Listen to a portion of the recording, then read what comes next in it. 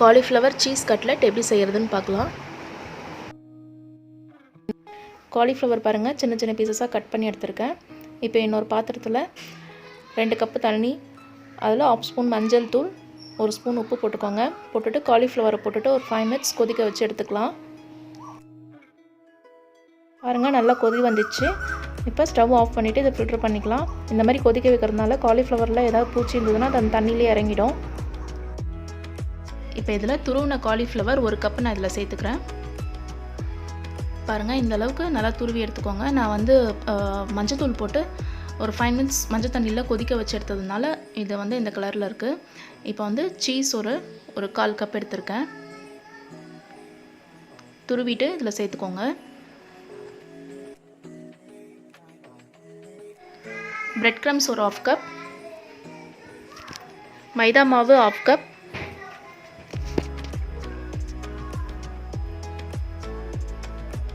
One spoon pepper,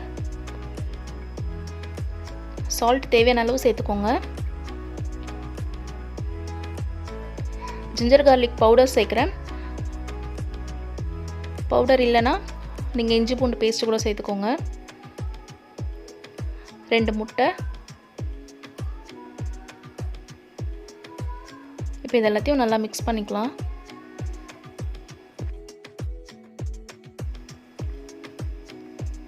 இப்போ இது கூடவே 1 ஸ்பூன் ஆர்கானியோ,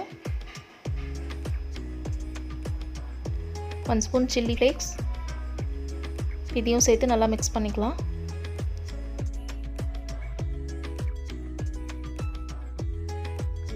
நல்லா மிக்ஸ் பண்ணியாச்சு. மிக்ஸ் பண்ணதும் இந்த மாதிரி ஒரு சின்ன சின்ன பாலாக எடுத்து கட்லெட் ஷேப்பில் ஒரு பிளேட்டில் வச்சுக்கலாம். உங்களுக்கு என்ன ஷேப் வேணுமோ நீங்கள் அந்த மாதிரி பண்ணிக்கலாம். இப்போ ஒரு பேனில் நான் ஆயில் ஹீட் பண்ணியிருக்கேன். இப்போ இதில் ஒன்று ஒன்றா நம்ம போட்டுடலாம்.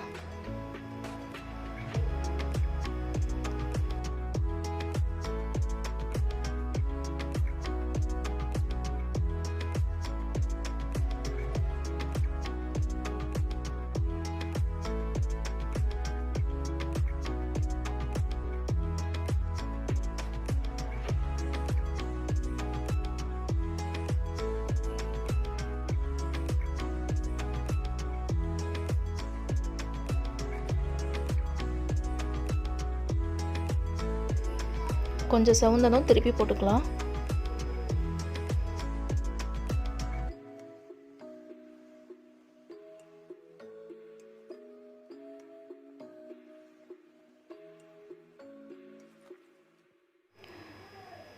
அவ்வளோதாங்க, நல்லா குக் ஆயிடுச்சு பாருங்கள். இப்போ இதை எடுத்துடலாம்.